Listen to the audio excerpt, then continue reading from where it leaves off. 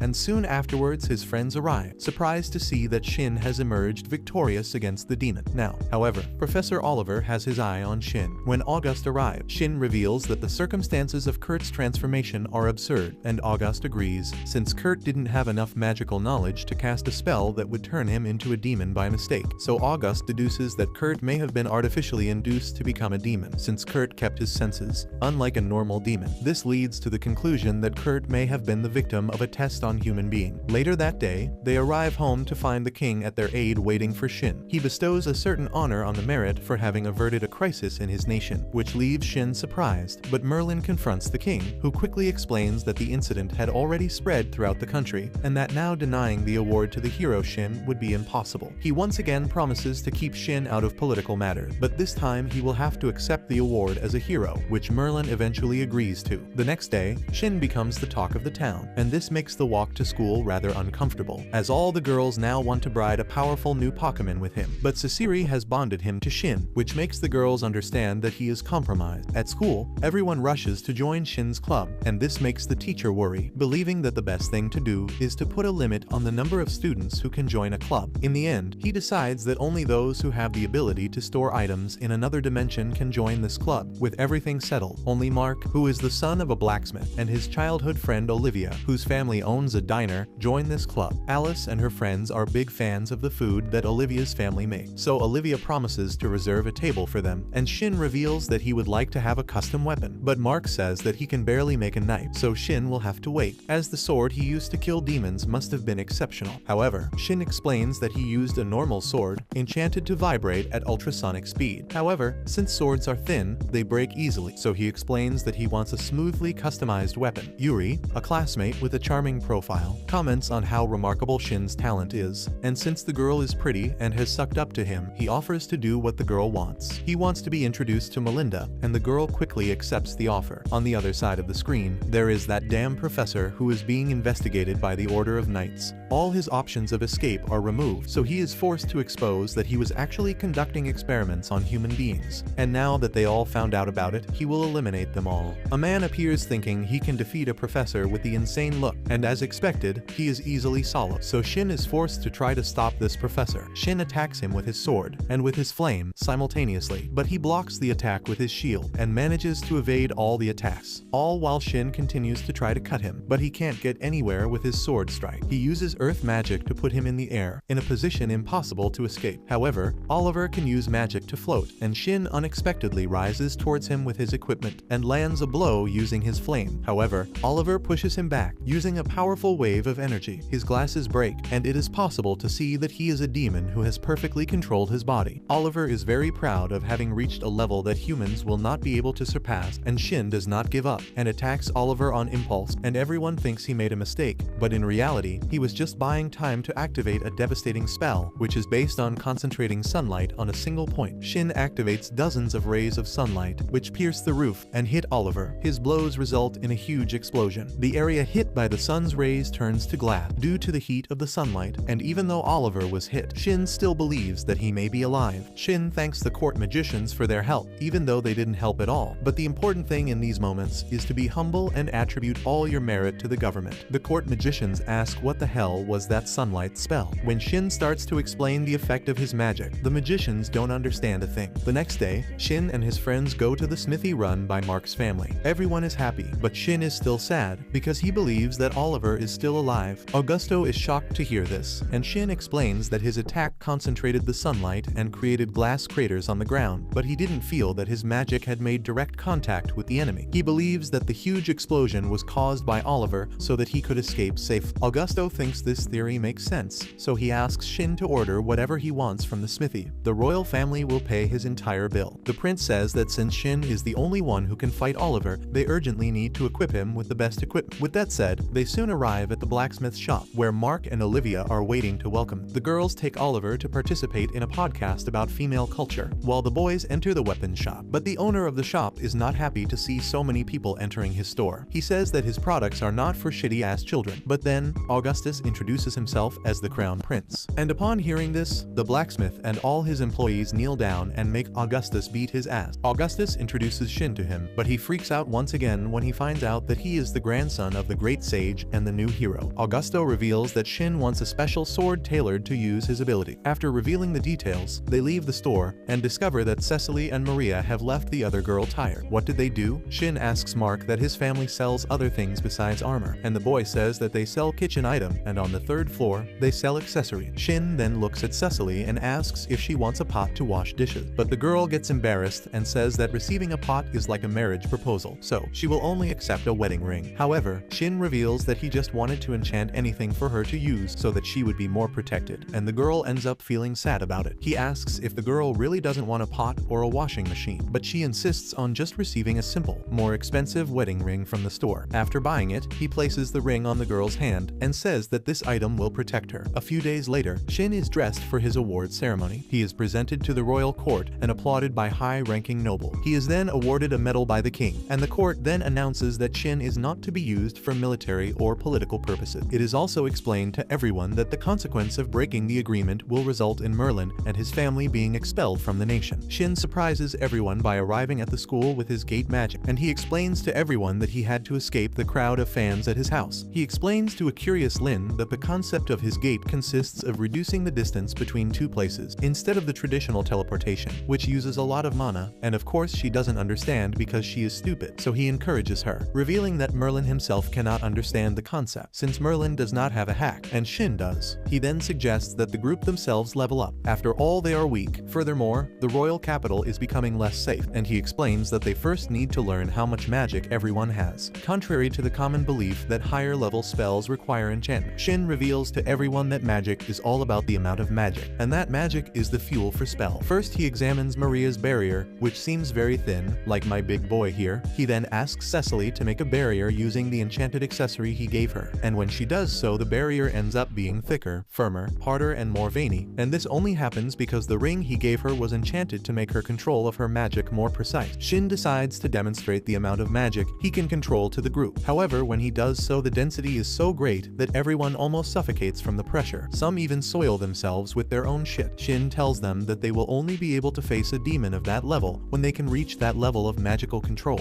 that of making a person shit themselves just by releasing their power. If they don't reach that level, they won't stand a chance. He then takes everyone to his house, and his friends are very excited to meet the legendary sage Yaguru. Shin explains to his grandparents that there was another crowd in front of the school gate, and Merlin laughed, telling him that this is the price of being a celebrity. He then discovers that Shin is training his friends in his study club. Now the students ask Merlin if he was the one who taught Shin the strange magic spells that he masters, and he replies that after he taught the boy the basics, the boy began to invent magic for himself. Merlin says that normally magicians focus on visualizing the result of their spell, but Shin focuses on the process. He then asks the students if they know how fire burns, but they know nothing about combustion. Merlin says he doesn't know either, but he knows that his grandson knows something more, as if he were a man who once lived in a world where all the secrets had already been discovered and revealed to normal people, and that now this man has reincarnated into a fantasy world and is using all this to hack the world. Well, Merlin was completely right, because Shin is literally stealing, using his advanced knowledge to improve his magic, and he is not teaching it to anyone selfishly. While he steals, the rest of the wizards in this world are like monkeys, who scream and sing to recite spells. With that said, Merlin informs them that by using Shin's knowledge and explanation, they will all be able to become stronger. With that said, he activates his gate magic, which surprises Shin. The old man laughs and says that although it was initially difficult for him to understand, he eventually understood the principles behind it and was able to master this spell. He tells Shin's students that his grandson is not the only one who can use this magic, and Merlin reinforces his theory, saying that if one understands the principles well and visualizes the process accurately, one can activate a similar magic, and this gives everyone a spark of confidence. Lin held this confidence in her mind and went to practice, and the next day she arrives at school covered in bruises with her hair singed. Shin asks what happened to her, and she replies that she was practicing controlling her magic, but she lost control of it, and this resulted in a small explosion. Shin is worried about her, but Lin says that this is nothing new to her, because her father is a court magician. Later, Shin and his friends go to the blacksmith shop, and the first prototype of their special swords is ready. All they have to do is pull the trigger for the blade to be ejected, and Shin can put a new blade in its place. Basically, the guys stole Shinjeki's blade from what Odin put in his anime. Tony, the guy who gave Shin the idea in the first place, is quite impressed with the performance. Augusto asks Shin if he would mind if they used these special swords in their army, and he is obviously not talking about the ultrasonic sword, but the sword with replaceable blade. He believes that by doing this, they can keep their military budget low and improve their strength, which will be necessary soon because there is a chance of a new war with a neighboring country happening. The other students know this too, and they believe that if a war does break out, they will also be enlisted. Augusto tells them not to worry about it yet, and assures Shin that the country will keep its promise, and he will not be dragged into the war. But Shin replies that even if they don't summon him, he won't sit idly by if his friends are in danger, so if shit ever happens, he'll join the battle to protect them. Meanwhile, the surviving Oliver has already put his plans into action. He uses his Aseklas to instigate the Emperor of the Empire into a war, proclaiming that his enemies are already facing trouble with the demon. However, when the Empire's forces attack their enemies, they discover that their enemies were already ready for them. The Empire's army loses badly in the war, and then the Emperor receives news that the demons have been sighted in his capital. The Emperor instantly retreats, but by the time he reaches the capital, he sees that everything has already been devastated by the demon. When the Emperor reaches the throne room, he finds Oliver waiting for him there. He declares that he wants to kill him personally, and before the king can ask for help, Oliver binds him using his magic and then sends the king into oblivion. On the other side of the screen, the enemies enter the Empire to finish off their enemy once and for all, but instead they are met by a group of demons led by Oliver. They immediately retreat and report their discovery to the king, who realizes that they have a much bigger problem than war on their hands. Now the kingdom where Shin is put on high alert, and even the school seeks to improve everyone's movement and combat prowess. So training in conjunction with the Order of Knights is announced throughout the school. The class immediately falls into a deep depression, as the knights and mages do not have a very friendly relationship. Furthermore, the knights often call the magic students brutes, since they are weak, while they call the knights brawny brains, because all they need to do is hold a thick, heavy object and defeat their enemies. Shin tries to say that everyone should get along and praise each other, but he is verbally attacked by a friend who says that he can join either the knights or the mages. Shin then reveals the name of his physical arts teacher, and everyone is shocked, as that damn man is considered a sword saint. Unfortunately, Shin is unable to convince everyone to work in harmony with the knights. The next day, the knights and mages prepare to conduct a demon hunting army in a forest. Everyone is gathered outside the city gates, and Shin is with his little group of favorites, August, Cecilia, and Maria. Soon, the group of knights who will be keeping them company arrives, and without knowing that Shin is the great new hero, they all start badmouthing him, saying that they believe the hero will slow them down. They all introduce themselves, and Shin asks if they have ever fought a demon before, but they immediately take his question as an offensive statement. He reveals that failure to work together means certain death. However, a female knight with PM stands up to talk nonsense, saying that the knights are full of virility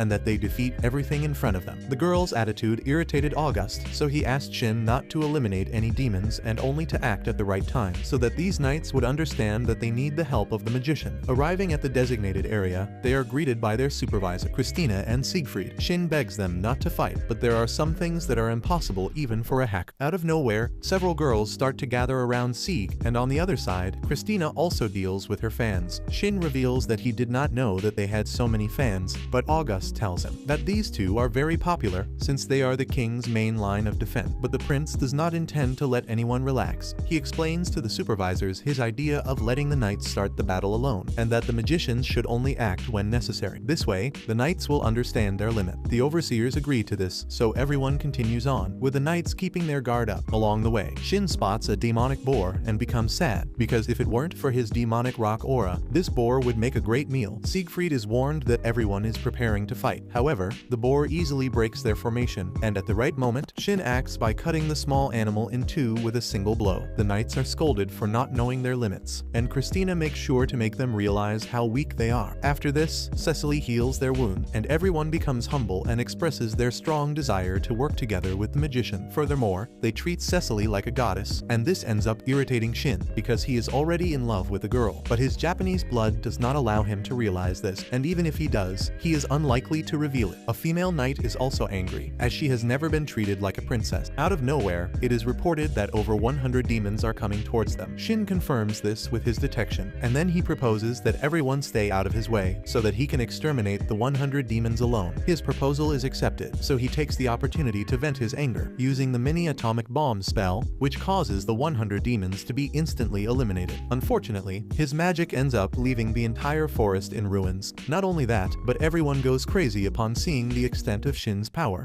And after witnessing such power, they all regret having spoken ill of the great hero Shin, and that girl with MPD also apologizes. And she also asks if Cecily and Shin are dating, and they both get cured upon hearing this, but the poor knight was only asking this to see if she could hit on Shin with more respect. After that, the group finally starts to work as a team. They encounter a demonic bear, and while the knights form the first line of defense, the mages start attacking the bear with fireball. The demon bear becomes agitated and distracted by the fire, giving the knights a chance to attack. Shin defends them from the bear's attacks using a magical barrier, and the knights attack from all sides. And when it's all over, Cecily reaches out to heal them. After that, the knights go there and call Cecily a goddess, despite knowing that she belongs to another man, and this irritates Shin again. Sig and Christine are impressed with the improvement in teamwork, and Sig goes there and asks why Shin's companions are stronger than average. And then, he reveals that he created a study group and has been passing on his legendary knowledge to each of them. Sig is quite curious about his group and says that he also wishes to learn from Shin, but August stops him and states that since he is a member of the army, learning Shin's magic will be a violation of his promise to Merlin. Not only that, but because Shin's magic is so strong, it could destroy the world if it falls into the wrong hand. August even lectures Shin, telling him to be careful not to spread magical knowledge any further, and Siegfried accepts his warning, and then requests that he at least be allowed to practice the basics taught by Merlin. August tells him that Merlin's teachings are simple, and that all he needs to do is practice his magical control every day, which will make him stronger over time. Sig thinks that August is hiding the truth, but August calls Maria and Cecily and asks them to demonstrate their progress. They perform the barrier magic, just as Shin showed them, and Siegfried is amazed at how thick and strong their barrier is. In Sig's eyes, this is all unbelievable, but August tells him that if he practices magical control every day, he will quickly achieve this result. Maria then says that her shield is thinner than Shin's, but she knows she can never surpass him because he is the son of the great sage. However, Sig motivates her to believe in herself because she is special. His words make this single girl's brain spin, and now Sig says that he will also practice magic control every day and will soon give his feedback to all of them. Shin then wonders how his friends are doing in their groups, and our hero's thoughts cause the scene to change to his friend. In another location within the forest, Mark, Olivia, Tony, and Julius are together with some acquaintances. One knight is particularly hostile towards Tony because they were friends in high school, but then Tony left him and join the Magic Academy. Suddenly, a wolf demon attacks them, and the knight runs to face it alone. Despite the supervisor's warning that it is not safe to act alone, he does so, and further ahead more wolf demons attack him, leaving the knights in trouble, but Tony and the other wizards help eliminate them, shooting the demons from a distance. The supervisor is surprised to see that the demons have been completely destroyed and only craters remain on the ground. Tony approaches his former friend, who still ignores him. His friends then ask if there is another reason for this hostility, and Tony thinks for a moment before realizing something else. His friend had a crush on a certain girl, but she confessed to Tony, and he dated her for a short period of time, which ended up annoying his friend a lot. Nobody likes a cheater. On the other side of the screen, another group ended up being formed by Lynn, Alice, and Yuri Thor, and the knights were making all sorts of sexist comments to provoke them. However, when they are attacked by a pack of small demon dogs, they reveal how pathetic they are, and the girls lose their patience seeing their weakness and take care of the demons with their magic. Lynn's magic goes out of control and suddenly explodes, causing minor damage to her group. Much later, everyone gathers at the city gate, and Shin finds Lynn's group with disheveled hair and discovers that they are like that because Lynn could not control her power. He also sees Tony and his former friend fighting, and the other students ask Shin what happened on his side, and Maria says that Shin and Cecilia were flirting with each other during the mission. They both blush at this, so Maria stops joking and says that with Shin supporting them, the problem with the knights was easily solved. All they had to do was apply dictatorship to them. Augustus takes the lead in the conversation and says that everyone in his study group, except Shin, will be placed under national supervision, as he believes that due to this trip they took with Shin, they have all become very strong and will form a special unit directly under his control. But even so, the other nations may try to get them on their side, so they must remain loyal to their kingdom. Shin ends up apologizing to his friends for having changed their lives so drastically, but everyone is really happy about it. They think it's amazing to have an elite job already secured. Even though they haven't even graduated, everyone asks Shin to teach them even more, and Shin realizes that if they are trained by him, one day they will all be able to save even the world. But for that to happen, they need to get much stronger. A few days later, Shin takes the girls from his study group to practice magic in the Greedy Mountains, and the evolution of their power ends up being terrifying, and Augustus comments that watching them is almost like watching the greatest magical power, the army of his nation, live. And Shin says that he brought them to this place because he is very familiar with this place, and here no one will watch him. After the training is over, Augustus addresses everyone and tells them some noble information about the demon. He states that this information is a state secret, but all the people here are no longer qualified to be just normal citizens. Once the war with the demons begins, they will be an important part of the army, dying on the front lines, so they must know as much as they can about their enemies.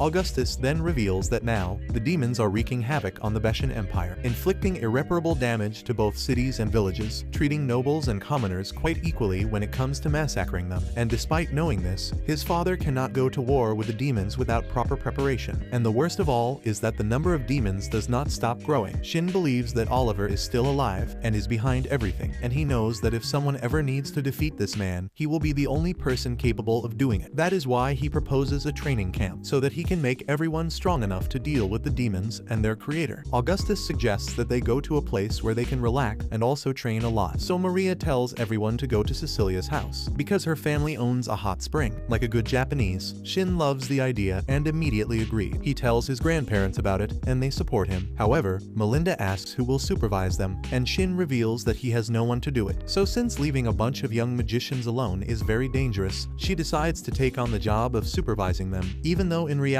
she just wants to enjoy the hot spring. Merlin, if you don't know what he is, says that he will also participate in the supervision. Soon after that, they arrive at the city of Hot Springs, and arriving at Cecilia's mansion, Cecilia's employees welcome everyone, and apparently they have already accepted Shin as their future genius. Later, they take a dip in the hot spring, and Merlin thanks the boys for befriending Shin, as he has never had any friends his own age. Prince Augustus thanks Merlin, saying that he has never had a friend who treats him informally the way Shin treats him. He is happy that Shin treats him the way he wants, and the others also join in to give their testimonies about the impact Shin has had on their lives. Shin is like Jesus in everyone's lives. He saved them all. The next morning, everyone begins magic control training under Merlin's supervision. He gives personalized advice according to their performance, and as usual, Lynn releases too much magic that she cannot control. This time, Merlin tells her to stop and protects everyone from getting caught in her explosion. After that, Melinda also gives the students some lectures on magical equipment and chanting techniques technique. Then Shin takes them to the mountains for practical training, and the students explode magic spells without arcane spell. Watching them, Melinda thinks that they are already strong enough to take the work out of the magic department staff. However, Shin and Merlin think that they still need to improve. Shin knows that if they have to fight an army of demons released by that damned enemy, everyone here, including him, needs to get stronger. However, the others do not take his words seriously and immediately erect their magical barriers to protect themselves from the shockwave of the new spell that Shin is going to test. He first visualizes a highly combustible gas to create blue fireballs and then combines them into a giant fireball. After that, he creates a tornado around the fireball while pointing it forward. Up until now, Shin has used this spell as a wide area attack, but this time he plans to control its direction and make it a point-based attack. He unleashes the attack, and with his improved control of his power, he ends up destroying everything in its path. While Shin is happy that his new technique worked, Melinda hits him hard with her leg, calling him a fool. She asks him why the hell he needs a technique powerful enough to destroy 3 hills at once, and Shin angrily says that he didn't think this magic would be so powerful. However, she is not satisfied with his answer. The other students are also terrified by his power, and obviously no one believes Shin when he tries to say that this power was nothing special. With that, the class is dismissed, and while everyone is heading home, Augusto asks Shin to use the portal spell and take him to the castle so that he can get an update on the war situation. Shin agrees and takes him to the castle, where a grumpy blonde girl is waiting for the prince. Augusto is surprised to see her, and then tells Shin that this girl is his future wife, Alice. She introduces herself to Shin politely and starts attacking Augusto for going to camp and leaving her alone. Augusto's younger sister also arrives at this moment and says that she totally agrees with her future sister-in-law, although she doesn't miss her brother. She is upset with him because he is always camping with his idols. In response, Augusto teases her, saying that she will meet them soon, but when she notices Shin's presence, she becomes even more nervous. She introduces herself to him as a big fan of Belinda, and Shin thinks she is cute. Augusto asks the 2 girls what they are doing here, and they declare that they are going to camp with him. He is not ready to take them to the place, as he considers it dangerous, and he yells that they will never have permission from the king to do so. But he was wrong in assuming this, as his father tells him to take his fiancée and her younger sister to the camp. While Augustus is distraught by this, Shin just says so, realizing that he will have fun teasing him. Later, Shin takes everyone to the hot spring city using his portal, and Augustus' sister, Amai, is overjoyed to see that they are in a completely different city in a second. Augustus scolds her for getting too excited, and Shin holds out his hand to her. Amai takes it, and Augustus tells her to listen to everything Shin says, and not to stray from him. He then turns to his fiancée, and tells her that she can stay at the camp. However, there will be no one here to pamper her. She responds by saying that it is okay, as she is only here to make sure that Augustus does not get distracted by other things. Shin thinks she is jealous of the girls at the camp, but she says she is not worried about the girl. In fact, the cause of her worries is Shin, because every moment he spends with Augusto, she becomes even more irritated. Shin is immediately disgusted by the idea of her believing that something is going on between him and Augusto. However, the prince has a way with words and says out loud that she is the only person he wants to kiss and date. He reveals that Shin is just a new phase in his life,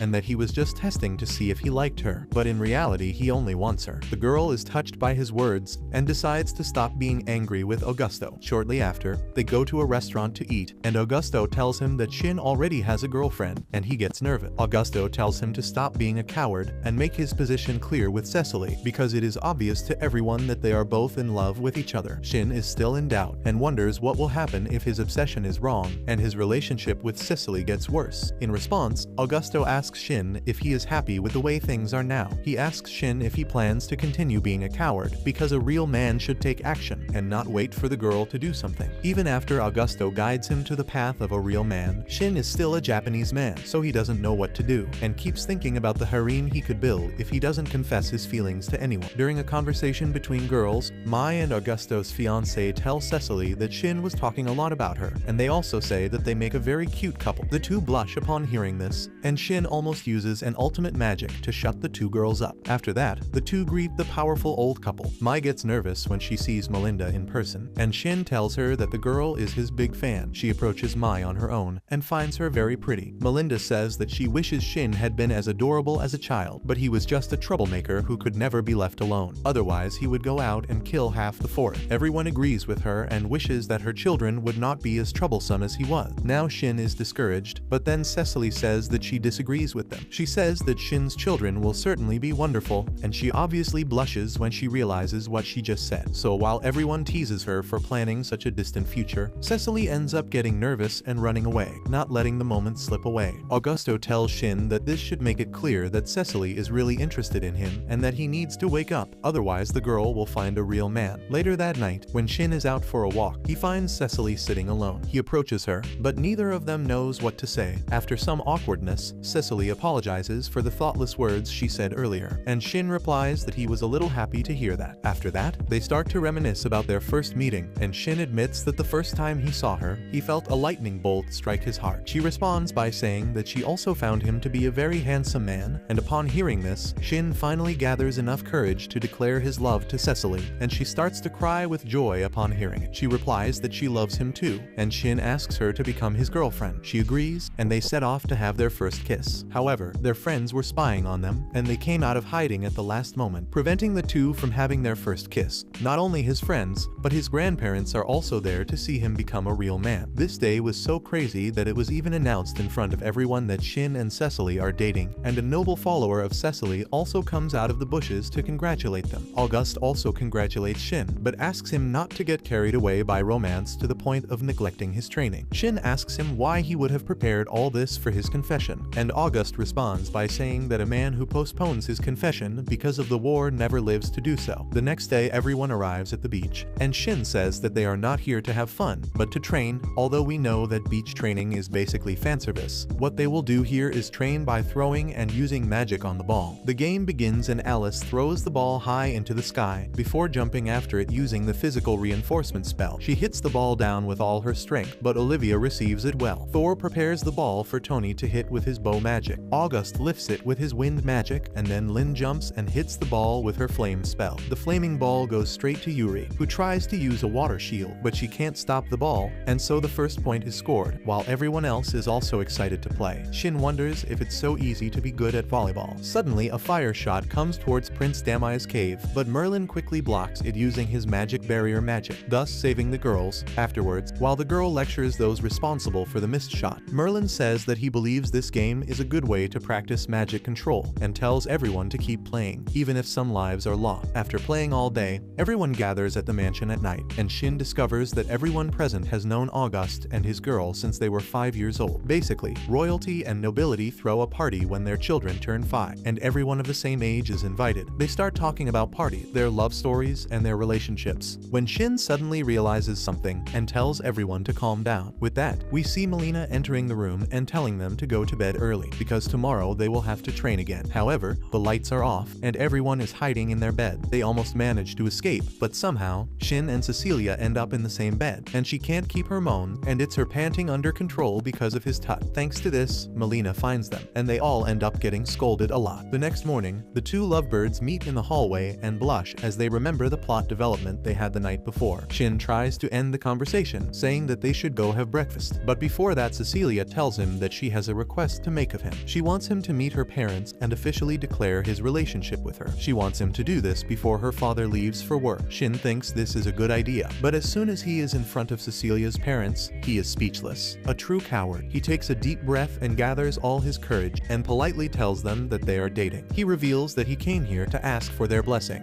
Shin worries that her parents will not take this news well, but contrary to his beliefs, they really don't care. Cecilia's father holds his hands and thanks him for choosing his daughter. Shin is stunned by this reaction, but Cecilia's mother tells her husband to calm down a bit. She has one question for Shin before accepting him as her daughter's boyfriend. She says that they are from a noble family and that they cannot allow a daughter of a noble family to date without being engaged to her lover. She asks Shin if he is ready to get engaged to her, and he confidently says that he is a hater of the god and that he only wants a girl for his life. After he says such beautiful words, both of Cecilia's parents accept him as their daughter's boyfriend. Soon after that, they return to the mountains to train and find Tony and Thor throwing fireballs continuously. Augusto's girl is shocked to see this, but Shin tells her that this is just a warm-up. Roland approaches her and Mike and asks if they are also interested in training a little. The prince's girl refuses, saying that she has no talent for magic, but Mai is interested. Merlin starts the class with some basic magic control and discovers that Mi has a lot of potential, as does Merlin and Melinda. He praises her, which makes all the girls jealous. Lynn decides that she won't lose to anyone and concentrates her magic, but once again she overdoes it and blows herself up. After that, Shin decides to create a new type of magic, and his friends hide behind magical barriers because they don't trust his experiments to be safe for them. When Shin picks up a rock, everyone reinforces their magical barriers even more, but he says that there is no need for everyone to worry because he is not creating an offensive magic. Shin then releases a large amount of magic and begins to pour it into the rock. He uses his newly created spell, and suddenly the rock begins to float in the air. Shin says that his test was a success, and everyone else can't believe their eyes. They ask him to explain his new spell in more detail, and Shin says that it is an anti-gravity or levitation magic. Nobody understands anything he says, but they agree that Shin did something amazing. However, he says that this was just a test, and that the real show is about to begin. He casts an anti-gravity spell on himself, and floats in the air. He then uses his wind magic to move around. He laughs at the result, because although he can't control himself completely, doing this ends up being a lot of fun, and everyone else is surprised. Shin ends up revealing to everyone that the enemy called Oliver, the one with the demonic power, also used this type of floating magic. That's why he developed this magic to combat him. Later that night, Shin tells his grandparents that he is engaged to Cicely. They are surprised by this sudden news, and Shin apologizes for not having informed them about it earlier. Cicely tries to defend him and take the blame, but Melinda and Merlin have no problem with it. On the contrary, they expected it to happen sooner or later. However, before making the engagement public, Melinda wants to meet Cicely's parents, so they visit them. There, Merlin and Melinda reveal that they are not related to Shin by blood, and they wanted to inform Cicely's parents about this matter, because they believed that one of the main reasons they accepted Shin was because he is their grandson. In response, Cicely's father says that he is disappointed in Merlin and Melinda for thinking so little of his family. He says that they are not self-interested, and reveals that the reason they agreed to the engagement was not because Shin is their grandson, but because he values Cicely very much, and constantly tries to keep her safe. Those who are fools believe this. All they really want is money, power, and fame. As the script goes, Shin's grandparents are very happy to hear this, and thanks Cicely's parents for being so kind. Afterwards, Shin thanks his grandparents for raising him so well, and both of them are moved to tears when they hear this. A few days later, Shin presents new clothes to all the members of his group. These new clothes have advanced defense enchantment, camouflage options, and temperature control. Everyone notices that their uniforms are now beyond the level of a national treasure. Shin then tells all of them that he didn't put any special enchantments on his boots, because it's difficult to use them otherwise. And out of all these super strong idiots, Augusto is the only one smart enough to realize that Shin is giving them updated uniforms, because the training that comes next will be much more dangerous. Everyone panics when they hear this, and Shin says that today they will organize a real combat training and they will take down a catastrophe-class demon. They don't believe they will be able to do it, but Shin assures them that they are already strong enough, and besides, their uniforms will ensure that they won't get hurt. Mi complains, saying that she also wants to join them, but Augusto forbids her, because today's training will be too dangerous. Since the grotto doesn't stop complaining, Shin has an idea. He creates a primitive telephone using paper cups and demon spider silk, and tests it by talking to Mi after entering another room, and now she can practice using the telephone while everyone is training. Suddenly, Melinda arrives at where Mi was, and as soon as she sees the telephone, she attacks Shin for having created something out of this world again. He gets tired of her irritation, so he hangs the telephone on a statue and runs away with his friend. They enter the forest, and Cicely uses sensory magic to pinpoint the location of a catastrophic class demon. The demon turns out to be a demonized lion, and Shin says it's slow but powerful, in that Souls-like way that attacks late. Cicely says they should use ranged attacks to fight it, and he pats her on the head to compliment her, telling them what to do as a mage in Souls-like is much easier. The bachelors in the group are now happy to see them flirting happily, so Shin quickly changes into a businessman. Now it's time to fight, so a bunch of useless people with random names are put together a team to fight the demon lion, and Augusto is worried because all these people are just extras, but Shin believes they're already strong enough to defeat a demon. The lion notices them, and Shin gives them the command to get ready.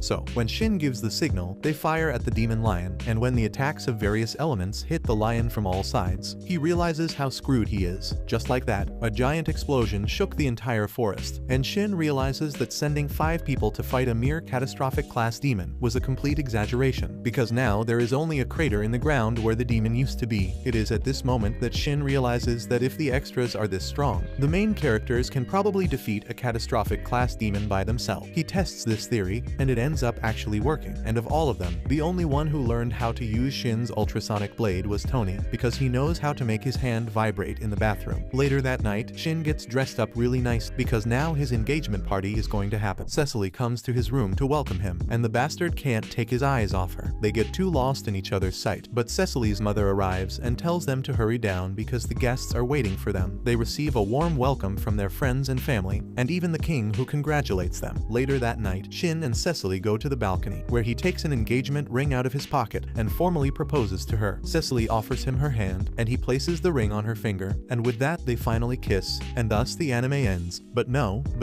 The next day, Shin teaches his entire troupe to fly. He simply casts anti-gravity magic on them, and they use wind magic to control their flight. He also invents the loudspeaker and connects it to the telephone he created earlier in order to inform his friends to get down, as it is time for the second batch to take flight. Meanwhile, in the Blastia Empire, Oliver and his demon army have finally destroyed all the nearby cities and towns in a logical manner. He receives this news from his lieutenants, Zest and Miria. Miria reflects on how the demon squad led by Zest attacked a group of merchants, making food scarce and more expensive. Thus, while the nobles continued to live lives of luxury, the common people went hungry, and Oliver used their resentment to transform them into demons. These demons then massacre all the nobility and destroy the nearby city, bringing the empire to ruin. Miria is not entirely on board with Oliver's way of acting. While she understands his hatred for the nobles, she does not like the fact that many commoners have lost their lives in his war. Shortly after this, Oliver calls a meeting of all the demons under his control. He thanks them all for their humble and great work, and the demons rejoice. However, Oliver states that his goal was to overthrow the empire, and now that it has happened, he has nothing left to do. The demons are not happy to hear this, and declare that they must continue conquering the nearby kingdom, and thus eventually take control of the world. Oliver tells them that they can do whatever they want, but he says that he does not share their ambition. One demon decides to leave on his own, and Oliver tells him that he is completely free to do so. He even encourages the other demons to leave if they have any ambition, and after many of them have left, Miria asks Oliver why he hates the empire so much. She says she has heard stories that he was once an imperial duke, and it is at this point that Oliver realizes that he has never shared his sad story, and since they have been together for so long, he thinks this is the right time to do so. He tells them that his story began 2 years ago, when he was a normal human. At the time he was a duke, but despite his noble position, he often mingled with common people and helped them with their farming. His territory was prospering under his visionary policies, and his wife would soon give birth to their first child. However, because of his pro-commoner policy, Oliver ended up making many enemies, including a man who would later become the emperor himself. The nobles were not pleased with Oliver's growing wealth and influence, so the future emperor came up with a plan. He asked the nobles to summon Oliver to the capital and keep him there for as long as they could, during which time he would bring about Oliver's downfall. Soon after, Oliver received a letter from other nobles. They said that they were also eager to adopt his grand plan. He was overjoyed to read the letter and decided to attend the meeting they were holding about the policies. His wife was worried because she knew that some nobles were jealous of her husband, but Oliver was one of the best magicians in the entire empire, and she was confident that he could handle anything. A few days after Oliver left his territory, people suddenly began to disappear, and the nobles planted rumors about it, saying that they had been kidnapped and sold into slavery by Luke himself. More and more people began to believe the rumors that portrayed Oliver as a villain. They even called him a fascist. A few weeks later, they even staged a kidnapping, and the fake police sent by the nobles showed the commoners some kidnapped girls in a wagon belonging to Oliver. This angered everyone, and they decided to take matters into their own hands. They set Oliver's mansion on fire with the guy's pregnant wife still inside. When Oliver returned to his territory, he was devastated by the sight of his house in flames. Obviously, seeing his dead wife broke his heart, and he asked the townspeople why they had done such a cruel act. They then blamed him for kidnapping people and selling them into slavery. They all told him that the imperial police had provided enough evidence proving that he committed such act, and that was why they killed his wife and not him.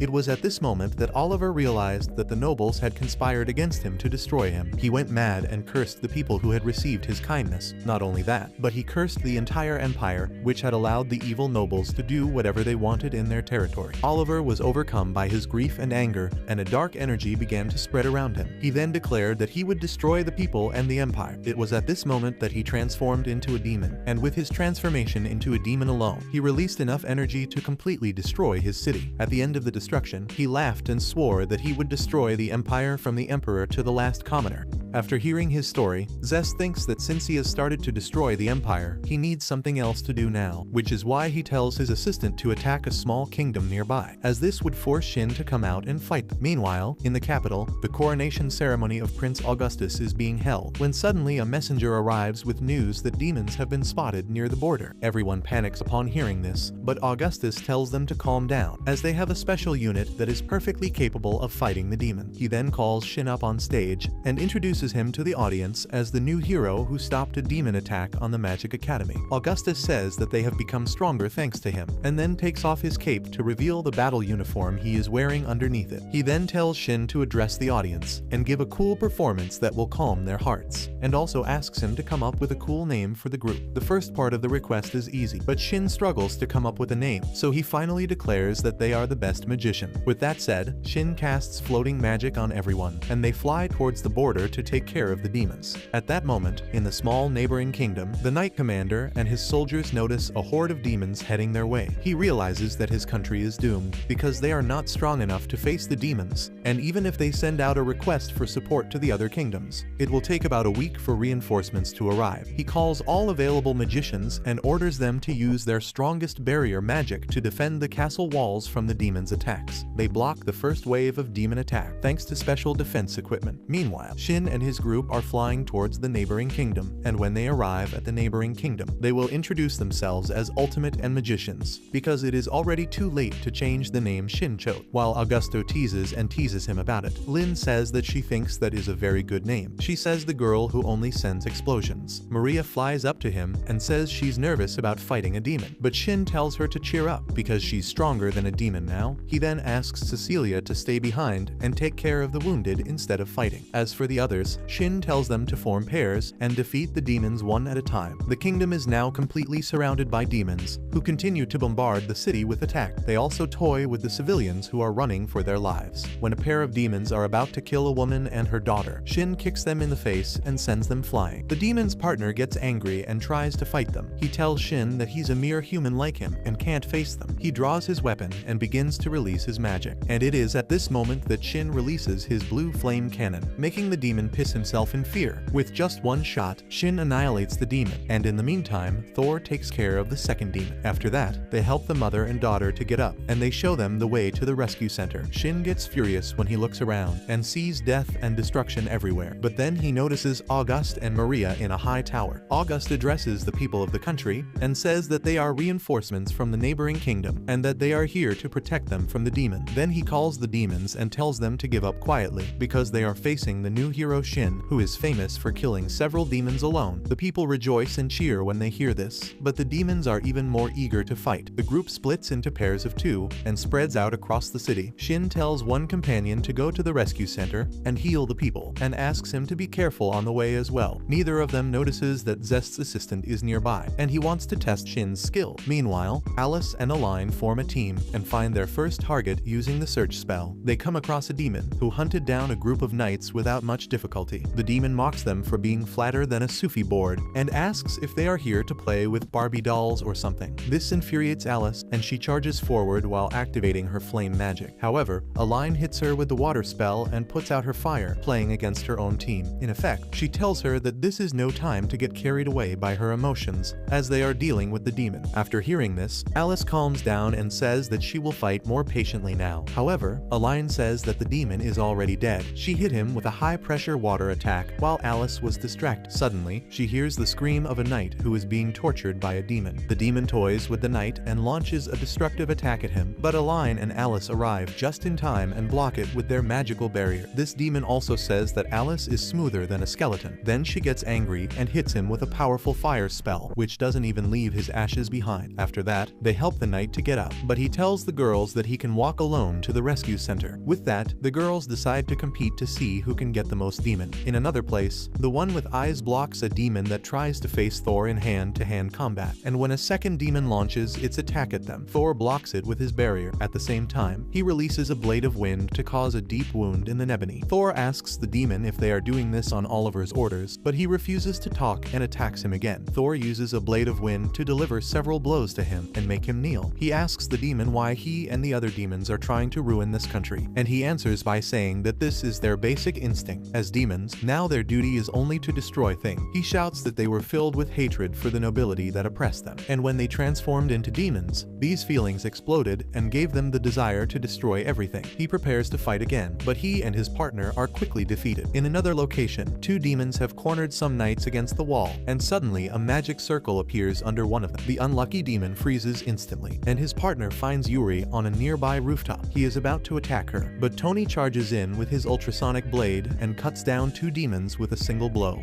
At the same time, the demon team discovers the existence of the rescue center and decides to attack it. Mark is on guard duty at the site, nervously holding a sword to fight the demons. A demon runs towards him, but a huge concrete block hits him, and he is crushed under it. Olivia declares that she will protect her boyfriend, and the second demon tries to attack her, but is set on fire by Mark, who declares that he will keep his girlfriend safe. The first demon gets up while cursing them, but they launch a combined attack to defeat it instantly. Inside the rescue center, Cecilia is struggling to treat the growing number of injured. Meanwhile, Shin is wiping the floor with demons and eliminating many of them with each attack. They attack him from all sides, but he uses a variety of spells to completely annihilate them. His assistant and his spy have been spying on him this whole time, and now the spy is sweating, because Shin is much stronger than he could have imagined. He was here to judge his weakness, but now he thinks Shin is a weak point. In another location, August and company have eliminated all the nearby demon. Only the leader of the demons is missing, who believes that the prince is the boss of the human group, and he wants to kill him to scare everyone. August laughs and says that the name of his group is the Ultimate Magicians, and tells the demon that he is not the leader, nor is he the strongest. However, he agrees that if they eliminate the leader, the others will become discouraged, and he intends to do this to the demon leader. He challenges the demon to attack him first, but Maria suddenly launches a surprise attack on the demon. However, he defends himself against her sneak attack by using two humans as shields. The demon then throws these two people towards them, and when Maria tries to dodge, he is hit with a powerful punch. Thanks to his special defensive armor, most of this damage is absorbed, and if this had not happened, Maria would have suffered several broken bones. The demon grabs her arm and throws her against a wall, but despite this, she is still fine. She inserts a magic into the uniform, and the wounds on her body begin to heal. The demon notices this and realizes that the parts not covered by the uniform are still vulnerable. Maria tells him that it is useless, because even if he noticed this, she attacks him with a fireball, which results in a huge explosion. She does not stop and continues bombarding him with fireball, and then when the smoke clears, she discovers that the demon is unharmed. He used a special defense tool that he got after defeating some mages from the kingdom. Augusto and Maria realize that this defensive tool is quite strong, and the demon taunts them, telling them to try attacking him now. Maria and Augusto look at each other and immediately run in opposite directions to flank the demon. Augusto attacks him with lightning magic, but the demon easily blocks it using the tool, and then Maria attacks from the other side, and he continues to block the relentless attack, but soon begins to lose confidence because his opponents do not seem to tire. Suddenly, there is a lapse in his concentration, and his barrier weakens. It shatters just like that. He is hit by Maria's fireball. As soon as the demon gets up after this attack, Augusto hits him with a lightning spell and creates a perfectly circular hole in his chest. The demon dies with this, and Augusto and Maria continue with their mission. Zest's assistant is shocked when he discovers that not only Shin, but the entire human team is strong enough to defeat the demons, and he wonders how he can deal with these humans. Even Oliver Hagg's loyal followers believe that Shin is too powerful to be defeated by ordinary demon. They think it is unwise to sacrifice more troops, and that what must be done now is to remove all the demons from there, which is why this demonette takes charge of distracting the magicians and giving the demons a chance to escape. She melts and blows up the heavy door that protects the city, and then causes huge explosions everywhere. She easily overpowers the knights and is about to send their commander to infinite oblivion when suddenly Lynn and Alice arrive on the scene. They block the demonette's attack using their barriers and ask the knight commander to retreat, as he will only slow them down. The woman then asks who these girls are, so they strike a pose worthy of shame and declare that they are the best magicians. Having said that, Alice attacks with her lightning magic, but the enemy is very fast and dodges the attack easily. Soon after, Alice attacks her neck, but she dodges and attacks her from behind. Alice escapes without taking much damage and heals herself using her uniform. The enemy is surprised to see that her uniform works, so Alice attacks again, She counters her attacks, and when Alice tries to protect herself, the enemy slides under her and knocks her down. Shin tries to attack her, but the enemy holds Alice as a shield. On the other hand, Zest, the assistant, receives a message that the boss is here. He immediately orders all the demons to retreat, but they refuse to do so. Suddenly Shin arrives and begins to burn them with his blue flame. This causes the demons to feel terror in their hearts, and after seeing the blue fire eating away, the demons end up running away. He continues to attack them as they flee, but then they reach the rooftop. It is at this moment that Shin uses his floating magic to chase them. He then launches a devastating beam to destroy all the demons. However, some escape by jumping over the wall, and Shin is forced to stop his attacks when some knights get close. Suddenly, he notices huge explosions in the distance. Apparently, the enemy is fighting Lin, and thanks to the fact that she has Alice as a hostage, she easily defeats her. Yuri and Tony also arrive there and decide to support them. Yuri attacks from behind, but she simply takes Alice into the attack. Alice uses her barrier to protect herself from the attack, but this does not stop her from colliding head-on with Yuri. They are spotted, and Tony tries to protect them with his ultrasonic blade. He swings it as the enemy rushes at him, but she easily dodges the blow and disarms him before breaking her barrier. She then launches a devastating attack against Tony at point-blank range, and he ends up being thrown against the wall. Suddenly, a beam of light comes towards her, but she dodges it and knocks Lin down, trapping her between the rocks. Alice is now back on her feet and releases her magic to attack her enemy. However, she aims her next attack at Tony, and Alice is forced to run to defend him, and when she uses her barrier to deflect the enemy's attack, she ends up being knocked out when the rock attack hits her stomach. Now only Yuri is left, and she trembles in fear as the enemy approaches her. Suddenly Shin arrives and tells her to stop. She obeys, and waits for him while he frees Lin and heals her. Shin is furious to see his injured friends, and asks Yuri to take care of them. The enemy is curious to see how strong he is, and goes towards him. Shin attacks with his ultrasonic blade, but she easily dodges it and encases him in a stone prison. Shin breaks through it, only to find her enemy charging at him. He blocks her attack using his barrier, resulting in a huge explosion. Now it is Shin's turn to counterattack, and her enemy barely dodges a blow from her ultrasonic blade. Suddenly Alice and the others arrive to support Shin, and her enemy realizes that this is her chance to escape. She runs into Shin's light, grabbing a grotto's face in the process and smashing it into the ground. Shin uses his jet boots to chase her, but his path is blocked by a wall of ice that was thrown by Zest's assistant. To make matters worse, the demons plan an attack with an insane amount of magical power. Shin looks at his friends who are barely holding on and thinks that they will all die if the attack hits them, and as the enemy's destructive attack is unleashed upon them, everyone does their best to protect themselves. Of course, Shin uses all his power to create a giant barrier to save everyone. He tries his best and pushes the explosion upwards, but when the smoke clears, he discovers that the demons have disappeared. Luckily, all of his friends are still safe. They regroup and comment that the demon woman must have been a high-level mage given her strength. Augusto is confused about the reason behind this attack and wonders what Oliver is thinking. But the important thing now is that everyone is safe, and Shin even reflects that this attack could have defeated them all. Augusto tells everyone to rescue the people and take care of the demons, but advises them to be cautious this time. Shin and Augusto head to the rescue center and discover that things are very serious there. Besides Cecilia, Mark and Olivia are also busy healing the injured people. They report the number of injured people and say that Cecilia is healing the most serious ones inside. Augusto decides to call everyone to help with the treatment and asks Shin to support his girlfriend. Inside, Cecilia is nearing the end of her magic, but she still strives to save as many lives as she can. Soon, she loses her magic power, and the treatment of her patient is interrupted. She cries, saying that there is nothing more she can do for him, as his injuries are too serious. Suddenly, she begins to undress, saying that her clothes are imbued with self-healing magic, and that if she dresses a patient with her clothes, he could still be saved. However, Shin arrives in time and covers her with his coat immediately. He tells her that his injuries are too serious to be healed by the uniform or by her, but he believes that she can still save people. It is at this point that Shin steps in and uses a great deal of magical power to heal a man. He heals the injured organ, one part at a time, leaving the man completely out of danger. And while the patient's wife thanks Shin, Cecilia ends up being overcome by an inferiority complex. As they leave the room, she grabs Shin's uniform, saying that he is too amazing and that she could never do what he does. She starts crying, saying that she is so useless and that she always needs his help, and he tells her that this is not true. Shin tells her that the reason the man is still alive is because she kept him alive using her magic, and says that he is not the only one who can help people. He points to the people she saved, and everyone thanks Cecilia, calling her hot. After that, the supreme magicians deal with the king, and he thanks them for saving his kingdom. August tells the king that there are some things about this incident that don't sit well with him, because he has no idea why Oliver would attack attack such a small nation after destroying an entire empire. He tells the Swedish king that Shin has fought Oliver before and driven him away, and that this should make him aware of their power. However, Oliver keeps attacking everyone, which is why August wants to form an alliance with the Swedish king, and he agrees to join forces in the future. After this, the group reunites, and Shin thinks that they should be ready for another demon attack at any moment. August was thinking the same thing, and they all declare that they will protect the world together. Soon after, they return to the capital using gate magic, and find a group of knights and mages waiting for them. They throw a party to celebrate the fact that the supreme mages have driven away the demons, and Shin gets a headache hearing the ridiculous name he made up. He doesn't even know if he's the ultimate magicians or if he's the Supreme Court magicians. What matters now is that soon, everyone else will also arrive to congratulate them on their achievements. And with things happening, August tells his father that he has a report to make and tells him about the alliance with the Swedish king. He then asks his father for permission to contact the other nations and invite them to join the alliance as well. The king gives him permission to contact each nation, and Shin receives permission from his grandparents to join August on his journey. The girls who are part of August's family also want to participate in this, and although August is against it, his father ends up giving permission for this kind of shit to happen. The next day, the supreme magicians set off on their journey to save the world from the danger of demons. And so the anime Kenya no Mego ends. Did you like this video? Want to see more? Like, share, and comment what you thought. Anyway, a big kiss to everyone. Bye and see you in the next video. I'm gone.